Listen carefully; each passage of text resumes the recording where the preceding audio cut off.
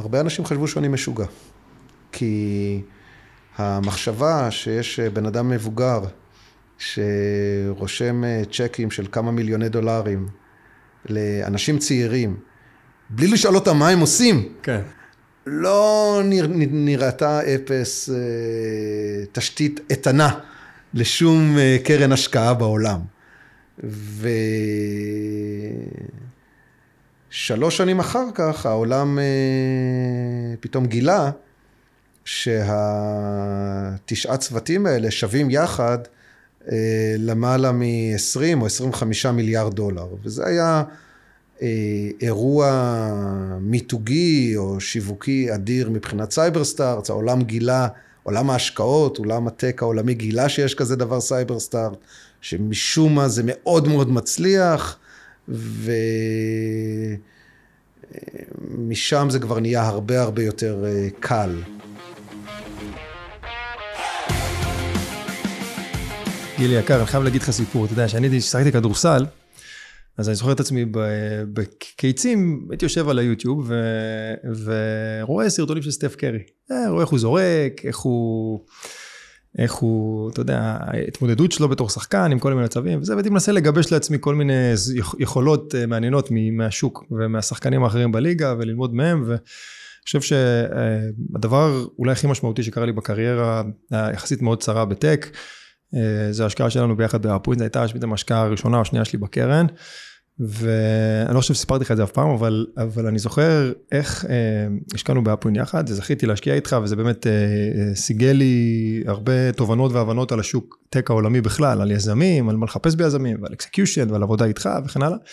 ואני זוכר איך אמירם בשיחות, אתה יודע, בחודשים הראשונים, כל פעם מתקשר אליו אחרי השיחה, אחרי איזה בורד וזה, אני אומר, אמירם, תפרט לי, מה גילי אמר? כל פעם הייתי כותב לעצמי, הייתי לוקח דף, הייתי כותב, גילי אמר, צריך ככה, וגילי עשה ככה, וזה, ולמדתי המון, אפילו מרחוק, בלי קשר, היינו נפגשים הרבה פעמים, וייעצת לי בהרבה דברים, ותכף נדבר על זה, על איון ועל אחרות, אבל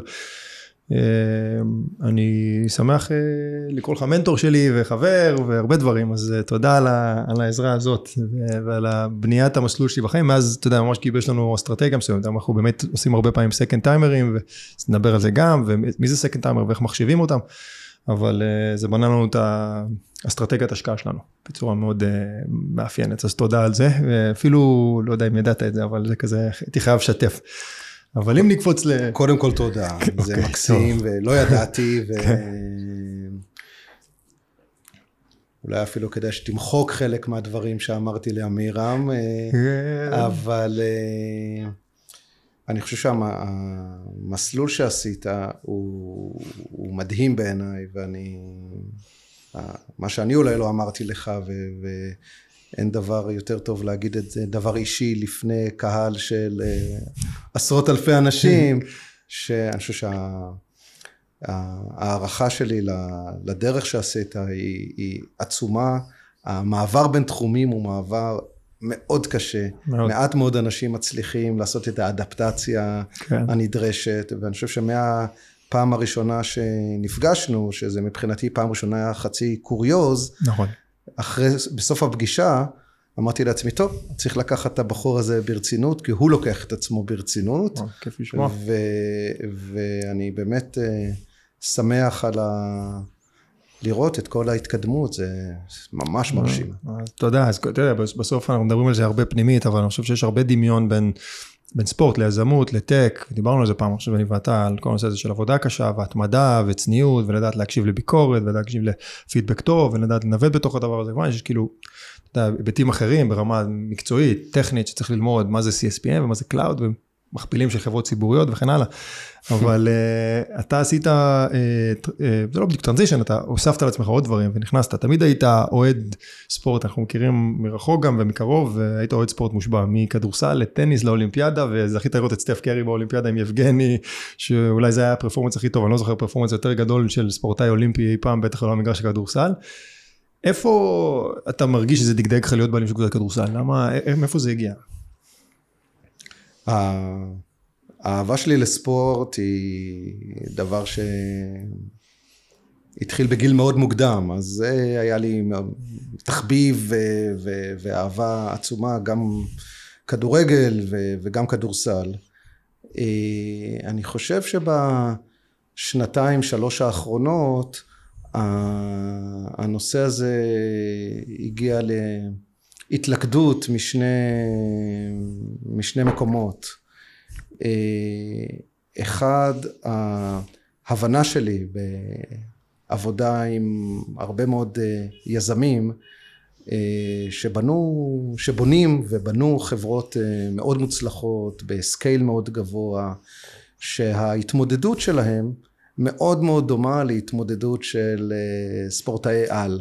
הצורך לקום כל יום בבוקר, לא משנה מה קרה אתמול, לא משנה מה בת הזוג, בן הזוג אמרו לך בערב, מה אכלת ומה המצב רוח שלך, to perform בצורה לבצע, לעשות ברמה הגבוהה ביותר, אף אחד לא יסלח לך על שום טעות שתעשה, להפך, יתרכזו בכישלונות שלך, והכותרת בעיתון תהיה שפספסת את הרבעון, ולא כל הדברים הטובים האחרים שקרו.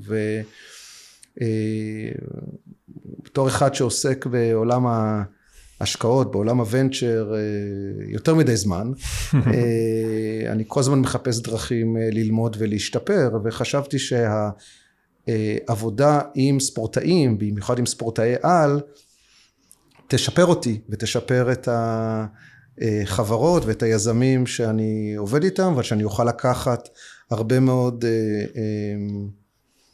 שיטות ותפיסות, ואולי אפילו לקחים אישיים, וליישם אותם בעולם הטכנולוגיה. זה היה דבר אחד. דבר שני, המדינה פה עברה אירוע מאוד מאוד קשה שהתחיל ב7 באוקטובר.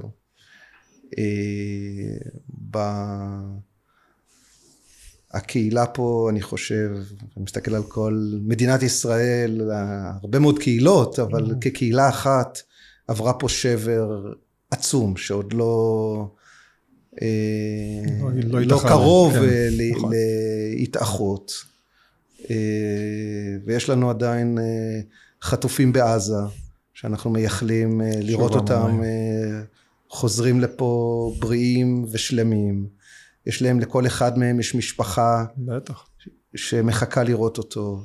יש לנו חיילים שמסכנים את החיים שלהם כל יום. יש לנו סיטואציה מדינית מאוד מורכבת, וחיפשתי איך אני יכול לעזור מהמעט שניתן.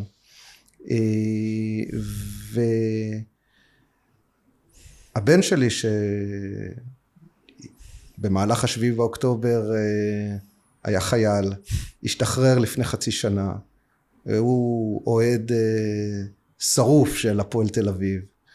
אני אוהד של הפועל תל אביב, אבל לידו אני אוהד קטן. ספורט זה דרך מדהימה לרפא קהילה, לרפא את הפצעים. זה אחד הדברים, ספורט תחרותי, זה אחד הדברים היחידים שאפשר ליהנות ממנו כל שבוע, והוא עובד בסקייל. כמות האוהדים שיש בישראל לכדורסל, לא רק של הפועל תל אביב, היא נכון. מאות אלפי אנשים, שאתה גורם להם אושר, ומאפשר להם אולי אפילו לשעתיים, ל3 בשבוע, לשכוח את הצרות הרגילות, ולהתרכז בדברים אחרים. ממש. ויש שם גיבורי על, ויש שם מטרות, ויש שם תחרות, כן. ויש שם המון דברים נהדרים שהם מתאימים גם לבוגרים וגם לילדים, וחשבתי שזה פעילות נהדרת, והדברים הסתדרו. אז אתה יודע, אז כשאנחנו מסתכלים על, קודם כל הדבר הזה, הכניסה שלכם, של עופר ושלך ושל הפועל תל אביב לספורט הישראלי, זה דבר מדהים. אני גר בתל אביב, וכשאני אומר לך את זה בתור אוהד מכבי, כמי שזורם לו דם צהוב כחול בוורידים, אני מגיל 13 הייתי במועדון, אני רואה ילדים קטנים עם חולצות של הפועל תל אביב, של גינת ושל חבר'ה אחרים. תעצור רגע, אוקיי. תעצור רגע, הבאתי לך מתנה. אבל אתה תצטרך ללבוש אותה פה בשידור חי. טוב, מה זה? אני אתן לך לפתוח. אני conflicted out. השקית צהובה, רק להטעות אותך. טוב, אז אני אשים את זה למצלמה. אני אראה לכם שאני... מחזיק את זה. מחזיק את זה, כן.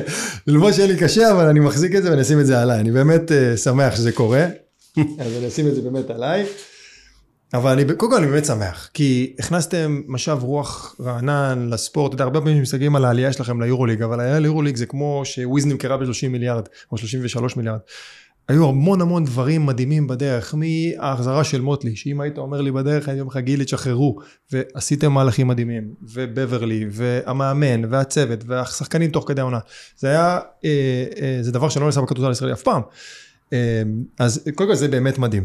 אבל להיכנס לקבוצת כדורסל בספורט הישראלי, מעניינתי לדעת איך אתה באמת חושב על זה, כי זה אתגר פיננסי משמעותי, בטח בשנים של מלחמה, שכנראה אני מקווה שנארח בארץ, והחלום שלי פה שמכבי הפועל ביד אליהו, או בהיכל מנורה, ויהיה לנו דרבי ישראלי ביורוליג, זה דבר הכי מדהים שיש, או שהפועל צריך נגד ברצלונה פה בהיכל, זה מדהים. אבל זה אתגר פיננסי לא פשוט, וזה מחויבות פיננסית קשה. ואני לא מכיר הרבה מקרים של הצלחות פיננסיות משמעותיות. זה לא אומר שזה לא יקרה אף פעם, יש לי גם איזושהי אנקדוטה על זה, אבל איך אתם חושבים על זה באמת? אני חושב שהדמיון של מועדון כדורסל, במקרה הזה, הוא מאוד דומה לאופן שאתה ניגש לזה שם, הוא מאוד דומה לאופן שאתה ניגש להקמה של ונצ'ר חדש. קודם כל, אתה צריך לחשוב על הזהות. מי אתה? זו שאלה שאני שואל יזמים, שאלה שאני שואל משקיעים. מי זאת החברה הזאת? מי זה המועדון הזה? אני חושב שהפועל תל אביב זה מועדון עם זהות מאוד ברורה, עם היסטוריה ותיקה, עם קהל אוהדים גדול, והדבר השני זה צוות, וזה אנשים, ואנשים מעולים יצליחו לפרוץ דרך ולהגיע להישגים שנראים לפעמים דמיוניים. אני מבטיח לך שכשיצאנו לדרך בוויז לפני 5.5 שנים, אולי 6 כבר,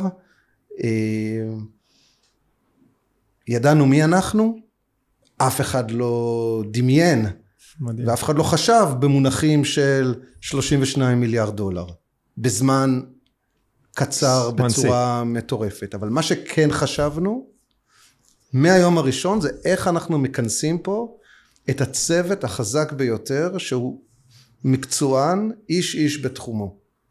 וזה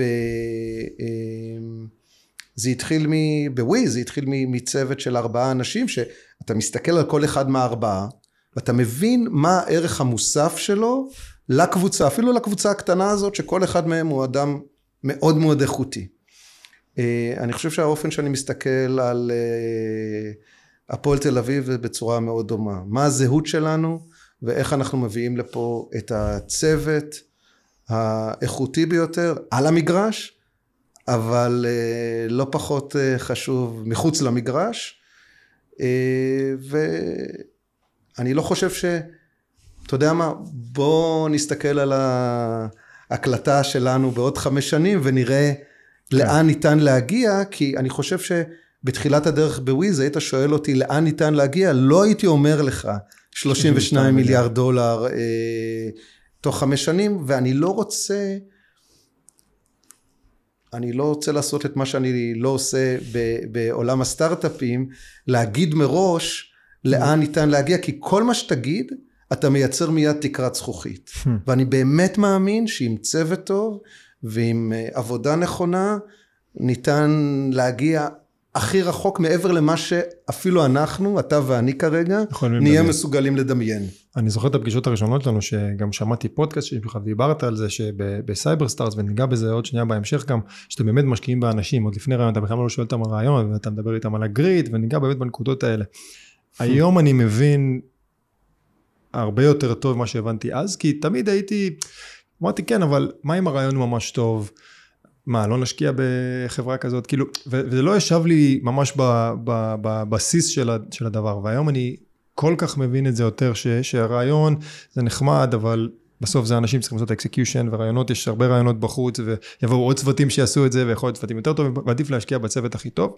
גם לאורך חיי החברה, אתה פתאום, בתור משקיע, יש לך פוזיציות גדולות יחסית בחברות, ואתה הולך לישון יותר טוב בלילה, שהיזמים שלך זה אמירם, או אופיר ארליך, או אסף רפפורט, אתה אומר, זה החבר'ה שאני הולך איתם לריצה, יש לי חברה בארצות הברית בשם קוגנישן, שאתה אומר, סקוט, אז אתה אומר, אני יכול לישון טוב בלילה עם האנשים הכי טובים, גם מבחינת תחרות, אבל בתוך הדבר הזה, אז יש את הפועל תל אביב, כמה זמן באמת אתה משקיע בזה? אתה לא בן אדם כמי שמכיר אותך מאוד טוב, אתה מאוד עמוק, וזה דורש מחויבות הדבר הזה, והאוהדים, ויש לחץ ותקשורת וציפייה היום מהחברה, מהקבוצה. כמה זמן באמת אתה משקיע לתוך עולם של הפועל תל אביב? אז אני אמשיך את התשובה לשאלה הקודמת, ואענה גם על השאלה הזאת. אז את הפרויקט הזה ניתן לעשות רק בצורה אחת, לקחת אותו בצורה רצינית, עמוקה, להביא את הצוות הטוב ביותר, ובסוף גם להבין, ויצאתי לדרך עם הפועל תל אביב, בהבנה שזה עיסוק מאוד רציני, אבל בסוף זה תחביב, וזה תחביב יקר, זה לא ביזנס. כן. ואני חושב שכל מי שלפחות בישראל נכנס לקבוצת ספורט וחשב שזה ביזנס, גילה אחרת, בצורה יותר או פחות נעימה. אז הרבה על הפועל תל אביב אני לא רוצה לדבר פה, אני חושב שיש שם צוות מדהים, ואני כל כך שמח שאופר ינאי מוביל את המועדון הזה, ובאמת מגיע לו קרדיט אינסופי לכל דבר שרואים פה. אני משקיע הרבה יותר זמן ממה שחשבתי שאני אשקיע בהפועל תל אביב, ועדיין אני מדי פעם צריך להזכיר לעצמי שיש לי גם עבודה מסודרת. כן. אבל זה באמת פעילות נהדרת, יש לנו מטרות, וכן, יש כאן, זה פרויקט שמבחינה פיננסית יש לו המון השלכות, ואני חושב שהתוספת האחרונה של מיקי מלכה לקבוצת הבעלים, היא תוספת משמעותית, והיא גם מראה את הכיוון שאליו אנחנו הולכים, זה לא סוד. בטח. ואני חושב שזה חלק מהבנייה של המועדון, לייצר תשתית פיננסית איתנה, שתאפשר למועדון הזה לממש את ההגדרה העצמית שלו, בעזרת הצוות הנהדר שלו לעוד הרבה שנים. לגמרי. אז אני חושב שאולי ככה כשאלה ממש לסיים על זה, ובאמת נעבור גם קצת לעולם הטק, אני חושב בטח כצוות משלים כזה שאתם כולכם ביחד בתוך ההנהלה של הפועל תל אביב, הבעלים של הפועל תל אביב, אתה מרגיש שיש מקומות לפיתוח עסקי מעניינים בספורט שלנו בכלל, אתם רואים כל מיני אפיקים כאלה ואחרים שהם קצת שונים מבחינת ההתפתחות העסקית גם לעד איזה רמה זה מגיע, זאת אומרת אם אנחנו בבורד של חברה ואתה נותן למנכ"ל להביא החלטה, לא יודע, $25,000, $50,000, עד איזה רמה באמת אתה מרגיש נוח לשחרר ועד איזה רמה זה מגיע? יש בספורט ובטח בכדורסל הישראלי המון לאן ללכת. קודם כל הכדורסל בעולם עובר מהפכות עסקיות, ההכנסות והשווים של מועדוני כדורסל ב-NBA מטורפים. הגיעו לרמות מטורפות, ושוב אני לא חושב שהיינו יכולים לצפות את זה. נכון. לפני 10 שנים. הכדורסל באירופה עומד לפני מהפכה עצומה, שתביא גם לשינוי במודלים העסקיים, שבהם אירופה ובכלל ישראל מפגרת שנות אור אחרי ארצות הברית, ואנחנו מתחילים, אני מסתכל על הכדורסל בישראל, ברמה העסקית הוא מתחיל במקום מאוד מאוד נמוך, אז כשאתה מתחיל כל כך נמוך, כן. החדשות הטובות היחידות, זה שיש המון לאן להגיע, כן. ואני רואה המון הזדמנויות, שחלקם יקרו, חלקם לא יקרו, וחלקם יקרו אחרת ממה שאני חושב, אבל אני משוכנע בדבר אחד, שהכדורסל הישראלי יעבור הרבה מאוד שינויים בשנים הקרובות, לא רק בצד הספורטיבי וההישגי, אלא בבנייה של מודל עסקי, והיכולת של הכדורסל בסוף, להגשים את הייעוד, וזה להגיע לקהילה, להגיע לכל בית בישראל, ולספק לנער ולנערה, מסלול שהם יכולים ללכת בו, ולהגשים את עצמם, וספורט זה מסלול נפלא, בין אם אתה עוסק בו, בטח. כמוך ברמות המקצועיות הכי גבוהות, ובין אם אתה עוסק בו בתור תחביב, ועיסוק נוסף על משהו אחר.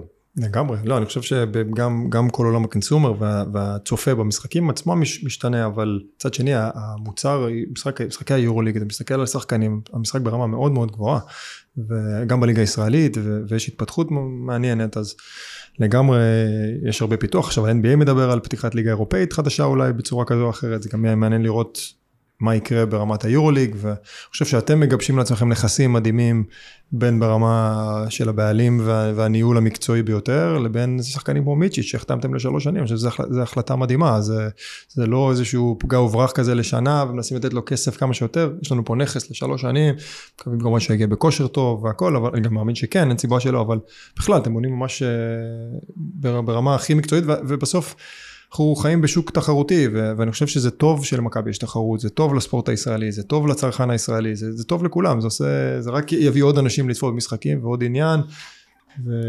האנלוגיה פה לעולם הטק היא מלאה, הרבה פעמים יזמים מתקשרים אליי ואומרים לי, שמענו שיש מתחרה חדש, גייס הרבה כסף, או חברה גדולה אחרת, הודיעה שיש לה מוצר בתחום שלנו, ומה עושים? בעיניי זה תמיד חדשות טובות, כי לא משנה מה תחום העיסוק שלך, אם זה מועדון כדורסל, ואם אתה מוכר firewall לקלאוד, זה עיסוק קשה, ועוד תחרות אומר שיש עוד הרבה כסף שנכנס לשוק הזה, לשווק ולהסביר את הצורך, לשכנע לקוחות פוטנציאליים שזה אכן מוצר שהם רוצים לצרוך, ואני מסתכל תמיד על התחרות שלי כעל תקציב השיווק המצרפי של החברות שלי. אם יש עוד מתחרה והוא ממומן היטב, זאת אומרת שהוא ישקיע הרבה מיליוני דולרים בלפרסם ולשווק את הצורך, מעולה, זה יעזור לנו. אני חושב שהאנלוגיה לעולם הספורט, ובטח כשאתה חושב עליה בהקשר של איפה נמצא הכדורסל הישראלי, מה האיכות שלו, מה איכות המתקנים שלו, מה איכות המוצר שהצופה הישראלי מקבל היום, ולאן אפשר להגיע, אני חושב שברור לך הכיוון. לגמרי, ו-the best man win, לגמרי. הסתכלתי לאתר, יש לכם אתר חדש בסייברסטארטס, כמעבר אחד, פורטפוליו של סייברסטארטס מהווה היום מעל 50% משווי השוק הפרטי של הסייבר העולמי. כן, כל פעם שאני אומר את זה, זה נשמע לי הזוי, אבל זה נכון. זה וואו, דיברנו קודם על וויז ולא האמנו, אבל כשהקמת את סייברסטארטס ב-2018, האמנת שאת ההצלחה, תפו ושתמשיכו להצליח, אני אומר את זה בתור LP גם, אבל שזה ימשיך לצמוח ולגדול, שזה מה שזה יהיה, זה בסוף הצלחה חסרת תקדים בכל קנה מידה, זה לא משהו ישראלי, זה גילי רענן וסייבר סטארט, זה בטופ 0.001% העולמי. התשובה היא חד משמעית לא.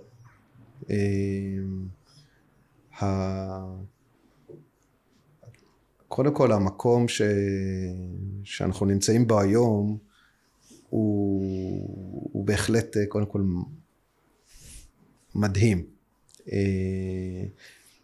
היום כשסייבר סטארטס, חברות הפורטפוליו שלה מהוות למעלה מ-50%, כנראה 58% משווי השוק המצרפי של חברות סייבר פרטיות בעולם, זה בהחלט, וכל זה קורה תוך פחות מ7 שנים, זה באמת בלתי נתפס, ובוודאי שלא דמיינתי את זה, או חשבתי שכך הדברים התפתחו. אבל כמו כל מיזם, התחלתי מנקודה שכבר דיברנו עליה, מזהות. כשיצאתי מסקויה, ביליתי כבר בסקויה כמעט עשור. וסקויה היא קרן מדהימה בפני עצמה. שמימנה חברות מדהימות מאפל בשנות ה-70 המוקדמות, בפרסונל קומפיוטינג, דרך סיסקו שפרצה את הדרך לכל עולם הנטוורקינג והאינטרנט, ועד לחברות כמו יאהו וגוגל, והיום you name it, לינקדאין ואינסטגרם, Airbnb, דורדש, וויז, ולמדתי המון שם.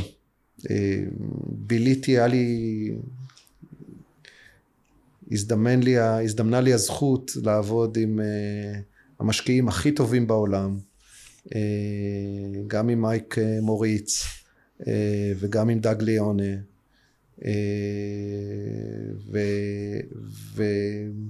וללמוד מהטובים ביותר. ובאמת הגעתי לשם בשנים הראשונות בתור סטודנט.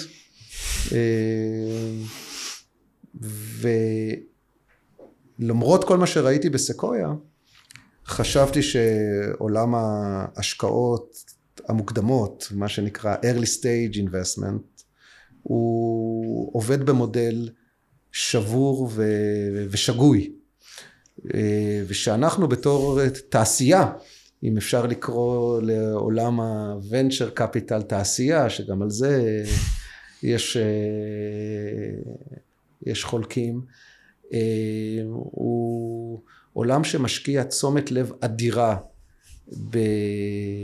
במחשבה על, בשלב המוקדם, מה זה המוצר, ומה זה השוק, ומה יהיה התמחור, ומה הבידול, ומה הפרודקט רודמאפ, ומיליוני שאלות שלא חשובות בכלל. בכלל, אפס. למה? כי אתה עוסק בתחום הזה, אפילו זמן קצר, בטח עשור בנקודה שבה הגעתי למסקנה הזאת, אתה מגלה שלא משנה מה היזמים אומרים לך ביום הראשון, 30 יום אחר כך זה שונה לגמרי, ו30 יום אחר כך זה שונה שוב לגמרי. והחלטתי שאני לא רוצה לבזבז קלוריות על משהו שהוא כל כך זמני בחיי הסטארט-אפ, כשאני יכול להשקיע את כל זמני בדבר היחיד שלא ישתנה, וזה הבן אדם מולי. הוא לא ישתנה הרבה, ישתנה קצת. ואמרתי, אם אני יכול לבלות את הזמן שיש לי עם היזמים, לדבר איתם על הילדות שלהם ועל אמא שלהם, ולא על הטכנולוגיה שלהם, נראה לי שאני אעשה טוב. נראה לי שאני אקבל החלטות טובות יותר. זו הייתה החלטה אחת שעשיתי ב-2018. ההחלטה השנייה הייתה להתמקד רך ורק בעולם הסייבר. והסייבר הארגוני. וצריך להזכיר שב-2018 סייבר לא היה קול. כן. לא היה לנו לא את וויז ב-32 מיליארד, ולא את סייבר ארק ב-25 מיליארד, ואת כל הדברים היפים שקורים פה מסביב. עולם הסייבר הייתה מחלקת אבטחת המידע המשעממת, תחת מחלקת ה-IT, והיא לא באמת עניינה אף אחד. אז מה ראית דווקא שם באמת בסייבר? כאילו, כי בסוף זה לקחת גם את החבר'ה הכי מוכשרים והכי טובים, ולהכניס אותם לתחום שהוא משעמם במרכאות, אז לפחות. חצי מהתשובה נעוצה בעצלנות שלי. סייבר זה דבר שאני מכיר ואוהב. ביליתי 10 שנים בחיל המודיעין. נדמה לי שכבר מותר היום להגיד 8200. לא שמענו את זה אף פעם, זה חדש. כן, זה חדש.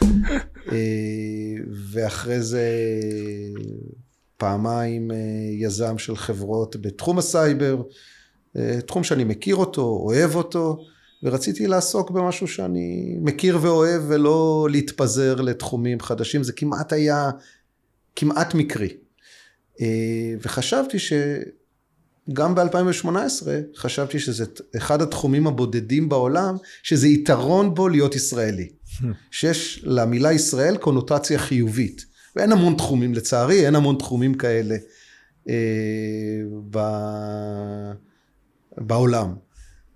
וזאת הייתה הסיבה, לחבר ויצאתי לדרך עם קרן מאוד מאוד קטנה.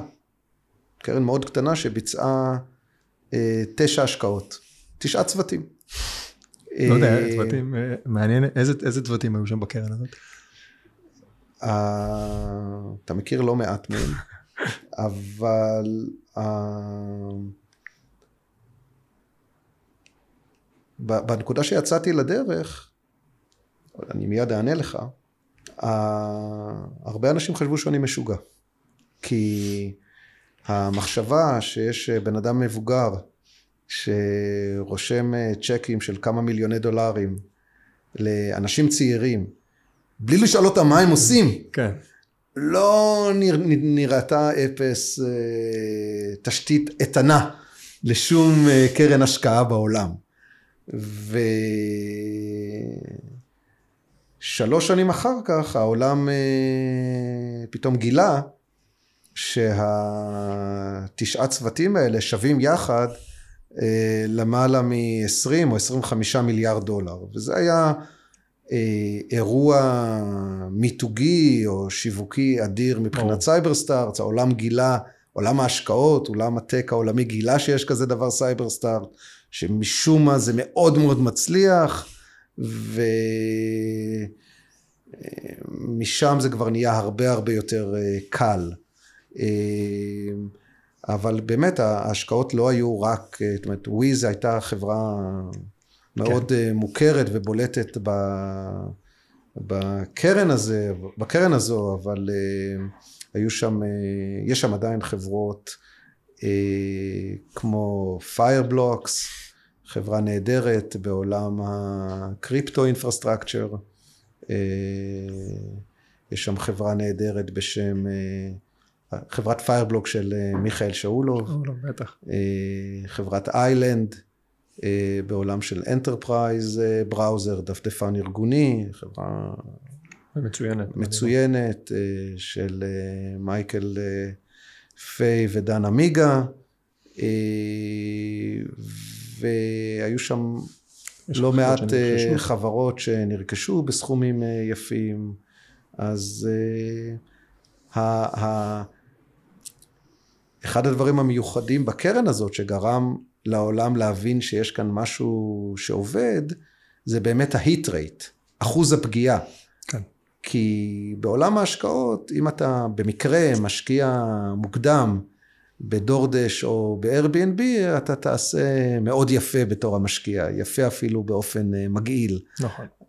אבל לפגוע מתוך 9, 6, 7 או 8 פעמים, זה כמעט בלתי אפשרי.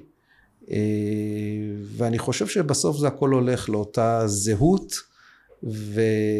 ושיטה שאומרת, נבחר את הצוות הטוב ביותר, ואז, לא שלא נעשה את התהליך, נעשה את כל התהליך של הבנת הבעיה, ובחירת הפתרון האופטימלי לשוק, כדי לבנות חברה חשובה. אז יש גם כמה נושאים שהייתי שמח קצת לדבר עליהם. אני ראיתי פודקאסט שלך ושל דאג לאחרונה, זה היה עם ג'ייסון, ודאג נתן נקודה מאוד מעניינת. הוא אמר, הרבה מהדברים שאני בתור משקיע הון סיכון של הרבה מאוד שנים, בשנים הראשונות של חברה, וזה קצת אולי, קצת לאיפה העולם הטק היום נמצא, היינו בונים במשך שנה מוצר, ואז במשך שנה נוספת עובדים עם כמה design partners, ואחרי זה מתחילים אולי לגייס A. ה-velocity של execution היום, זה כאילו הפך להיות משהו בקצב מאוד מאוד מהיר, מדברים על שוק מאוד מהיר. אני חושב שוויז עשו את זה בצורה אולי בין הטובות בהיסטוריה. אני לא חושב שהיה משהו דומה לזה, בטח ברמת execution כזאת. וזה מכניס אותנו לעולם שהוא קצת מעניין, כי מדברים על זה היום הרבה בישראל, ויש כל מיני דעות על העולם הזה של second timers, לעומת first timers, מה באמת second timer, with second timers, איך הם נחשבים בתוך העולם הזה. ובכלל כל עולם הטק הישראלי בתוך הדבר הזה. איך אתה רואה את ההתפתחות של AI בתוך העולם הזה, ובתוך ה-velocity של execution של יזמים היום, לעומת מה שהיה לפני נגיד 10 שנים, או אפילו 5 שנים? קודם כל האבחון של דאג ליאונה הוא מדויק, אז אני חושב שהקצב שצוותים היום עובדים הוא גבוה בסדרי גודל ממה שהיינו רגילים לראות בעולמות האלה לפני 10 שנים. אני חושב שזה נובע משלושה גורמים שמתלכדים לווקטור מאוד מאוד חזק. הדבר הראשון זה שבירת תקרת הזכוכית. אירועים כמו וויז, אבל גם איילנד ופיירבלוקס וסיירה וחברות ואפווינד וארמיס, זה אירועים שמראים ליזמים שזה אפשרי, כי יש הבדל עצום להגיד ליזם תעבוד יותר מהר, אתה יכול, זה אפשרי, אתה תגיע לתוצאות, לבין להראות לו, הנה 4 דוגמאות שחברים שלך או אנשים שאתה מכיר, שהיו 2 מעליך במדור ב-8200 או ב-81, עשו. הבדל עצום. וברגע שאנשים מגלים שזה אפשרי, אז הם גם מנסים, והם פחות פוחדים. האמת, מאוד דומה גם לעולם הספורט. לגמרי. גם נותן נפח של השוק, שהשוק ראה הצלחה כזאת, אז הם מנסים לדמות ולשים כסף סביב סיפורים דומים. נכון. נגיד איון נהנית מהאנרציה של וויז, מקווה שהגיעו לשם ויש עוד דרך ארוכה ואקסקיושן וזה, אבל ברמת האנרציה ואיך שהשוק תופס אותם. הגורם השני הוא השיפור בשיטות.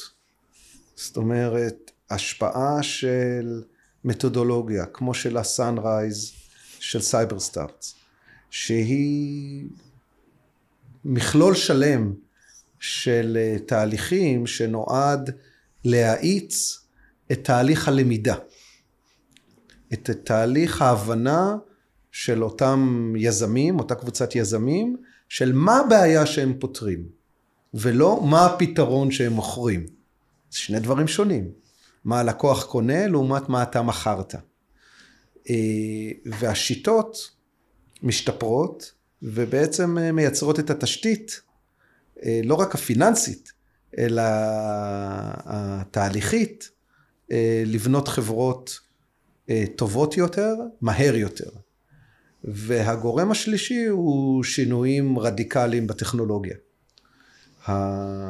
היכולת לבנות היום מוצרים, להגיע למוצרים איכותיים, זה לא רק להגיע למוצר, להגיע למוצר שה-UI שלו הוא נהדר, וה-user experience שלו מצוין, ותהליך ההתקנה שלו פשוט. זה דברים שהרבה יותר קל להגיע אליהם היום בעזרת כלים שחלקם הם AI, חלקם הם open source וחלקם פשוט טכנולוגיות טובות יותר וכלי תוכנה טובים יותר שעומדים לרשות היזמים.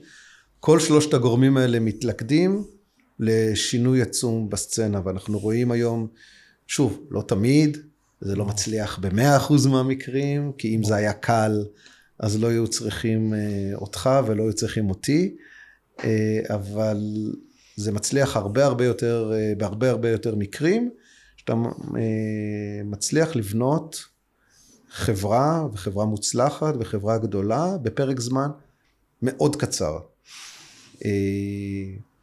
והדבר הזה מייצר בסוף גלגל תנופה, כי היזמים צעירים יותר, דורות חדשים של יזמים, מסתכלים על זה, אומרים, אם הם יכולים, אני אצליח יותר מהם. ואני משוכנע שאנחנו ב5 שנים הקרובות, אולי ב3 שנים הקרובות, נראה פה, אפילו בעולם הסייבר, שהוא עולם צר יותר, חברות שיגיעו יותר רחוק מוויז. ובמובן הזה, וויז היא פורצת דרך, אבל היא לא תקרת הזכוכית. שזה מדהים. יש היום שתי אסכולות חשיבה כזה, של אם אנחנו נכנסים קצת לעולם ה-AI בתוך הדבר הזה, זה מצד אחד שאומרת, ונגעת בזה קודם, שישראל יש לה גם שם וברנד טוב בעולם, וגם בנוסף לזה, יש ניסיון מאוד גדול של חבר'ה שיוצאים מהצבא, ועכשיו עבדו בחברות גדולות כמו וויז ואחרות, שראו סקייל וראו דברים כאלה, והם ממשיכים לפתח את עולם הסייבר הישראלי, ולתפוס יותר ויותר נפח שוק בעולם הזה, וזה גם איזשהו סוג של unfair advantage כזה מול, נקרא לזה סן פרנסיסקו, שהמתכנת 20 בחברה, סתם דוגמה וויז, יש לו המון ניסיון מהצבא ומשנים שראו דברים בעולם סבא, הוא לא מתכנת שנמצא בסן פרנסיסקו שלא חווה, הוא מתכנת מספר 30 או 40. מצד שני, AI היום מכניס, אתה יודע, כל מיני שיטות כאלה ואחרות, שטכנולוגיה עוברת גם להיות קומודיטי, האם אנחנו נצליח לשמר על ה-unfair advantage הזה שלנו לאורך שנים, או איך אתה רואה באמת את התפתחות עולם הסייבר בתוך ישראל, בקונוטציה ישראלית?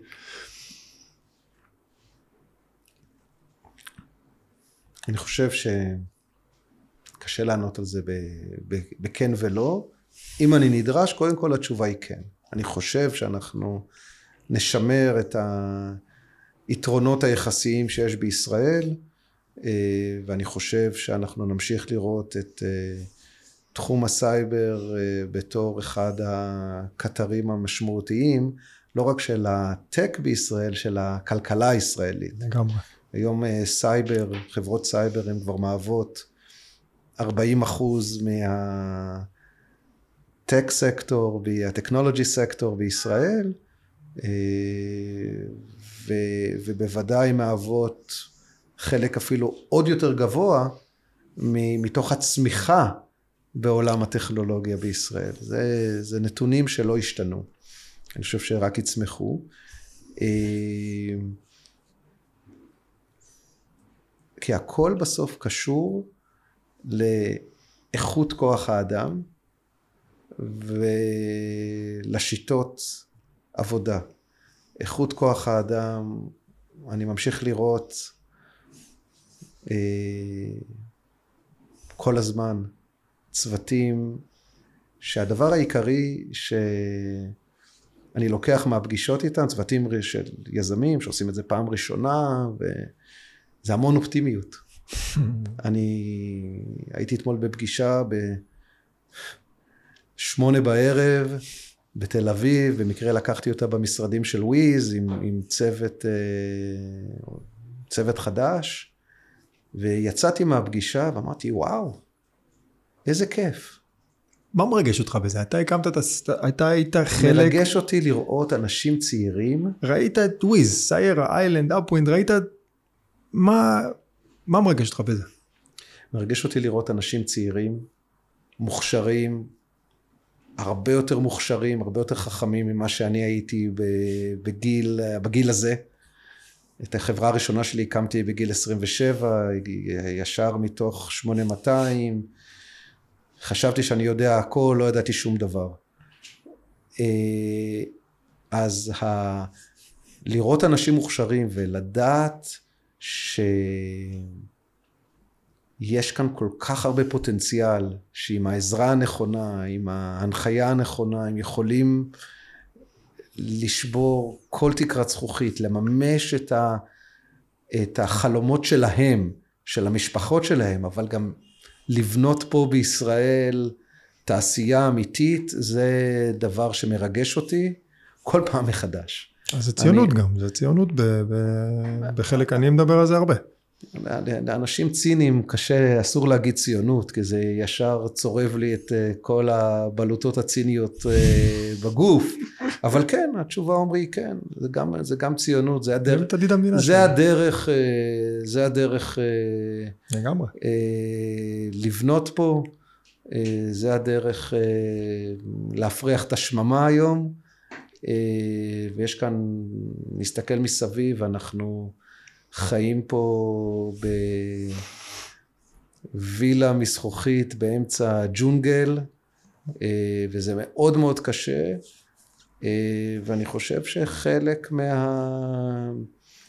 מהיסודות של המפעל הציוני במאה ה-21 זה לגמרי בסיס טכנולוגי חזק, יציב, ומסלול שמאפשר לכל הכישרונות הצעירים המדהימים האלה לבטא את עצמם. כמה מוקדם, אני לא יודע אם מוקדם זה המילה הנכונה, אבל בתוך תהליך של בניית generational company כזה, באיזה שלב אתה יודע שזה כאילו, זה מתחיל לנגן ואתה אומר, זה יכול להיות generational company? או מה הנקודת, זה נקודת מפנה, זה מגוון של דברים.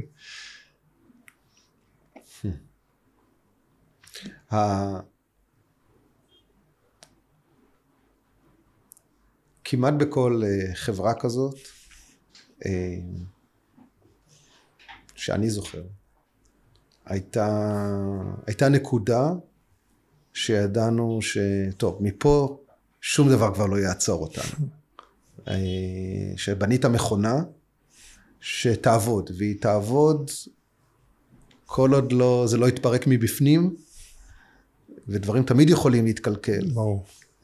הצוותים החכמים ביותר יכולים לריב, והעסק קורס מבפנים, בדיוק כמו הגדולה של קבוצת כדורסל, זה קודם כל חדר הלבשה בריא, וחדר הלבשה מקולקל.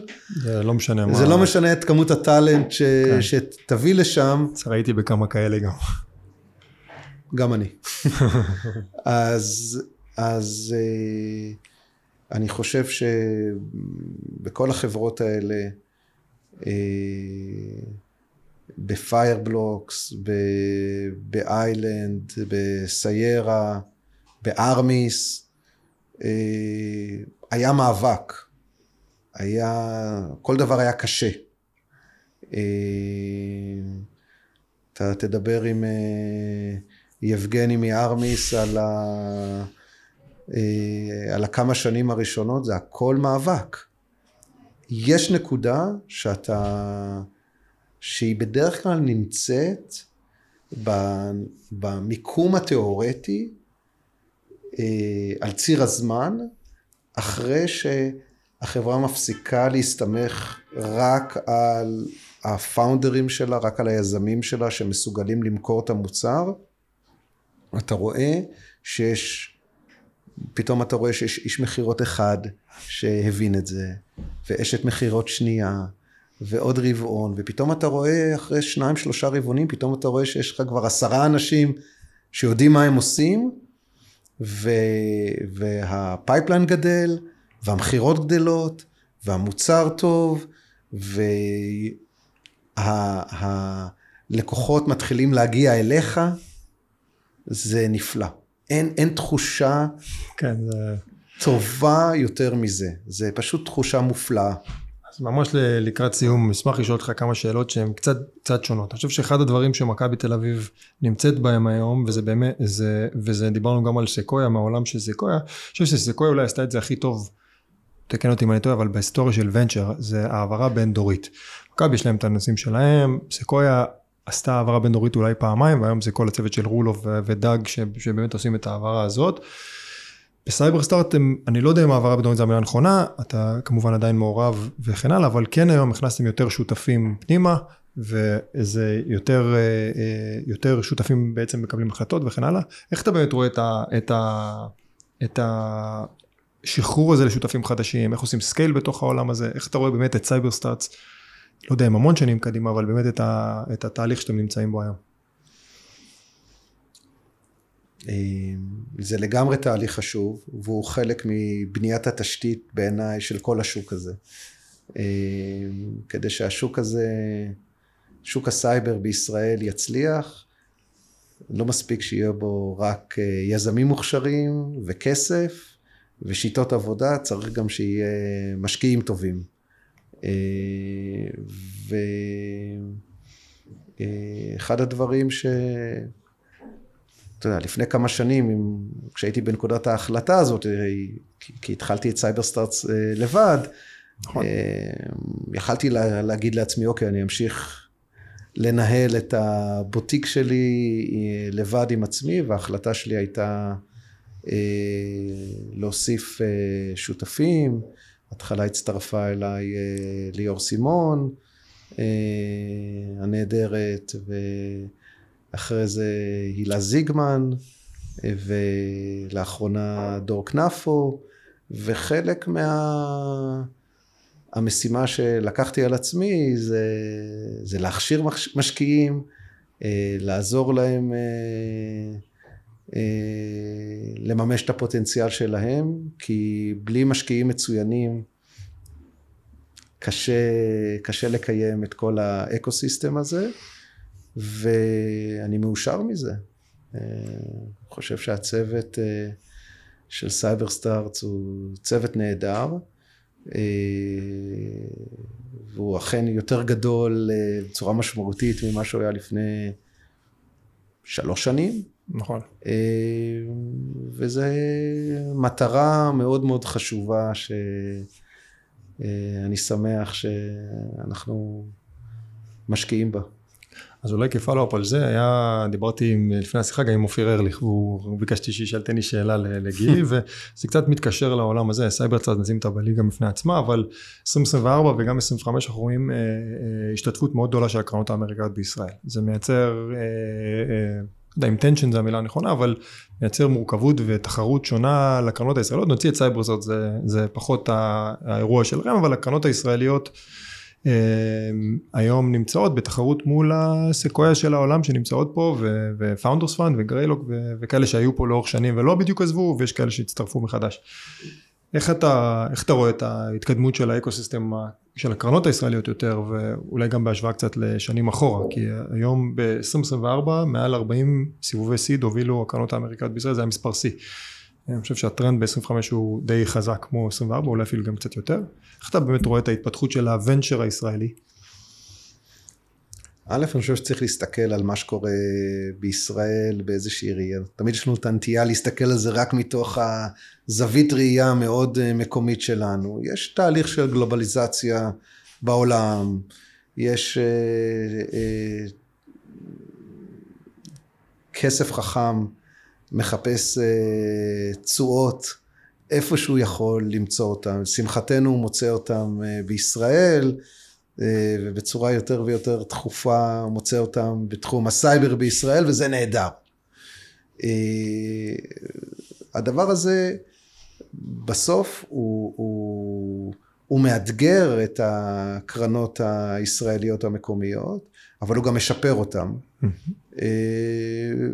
ואני תמיד חושב שתחרות טובה, אם זה על מגרש הכדורסל או בעולם ההשקעות, היא תמיד מאתגרת, היא תמיד מייצרת המון מערבולות בבטן, כן. וכעסים לפעמים, ותסכולים, אבל היא משפרת אותנו. ואני חוזר שוב לכל מרכיבי האקוסיסטם. זה לא רק יזמים מצוינים, זה לא רק כסף, זה שיטות עבודה ומשקיעים, וכשכל הדברים האלה ביחד משתפרים וכמה שיותר בצורה הרמונית, זה טוב לכולנו.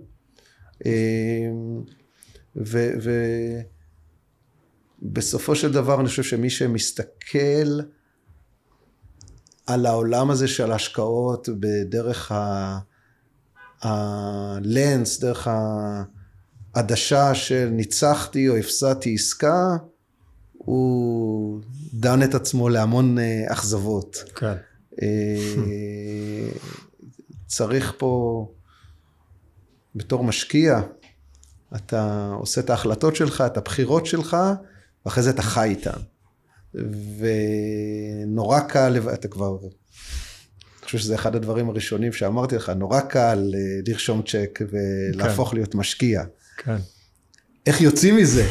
זו כבר שאלה אחרת. כן. אז אני חושב שבסך הכל זה דבר מדהים לשוק הישראלי, אני שמח לראות פה שחקנים אמריקאים, אירופאים, בינלאומיים, עם הרבה מאוד כסף, נכנסים פנימה, זה מצוין גם לקרנות הישראליות. שאלה מפטריק מגרינוק, שעשיתם ביחד כמה השקעות, המובילה בטח זה וויז, אז הוא שואל... אני אגרום לכל האנשים האלה לשלם אחר כך. כן, אז הוא אומר שיש לך דרך מאוד מיוחד לשמור על קשר עם הקרנות צמיחה. הוא אומר שאתה, obviously, does a really good job of that. אז איך אתה באמת שומר על קשר עם, אתה נותן מעטפת לזה שלך, אבל חלק מזה גם זה עם הקרנות שאתה עובד יחד איתם ועוזר להם, יש לך דרך מיוחדת שאתה עושה את זה? זה מאוד פשוט, אומרי, בביזנס שלי שום דבר הוא לא ביזנס, הכל אישי. וכשהכל אישי, אז הכל אישי.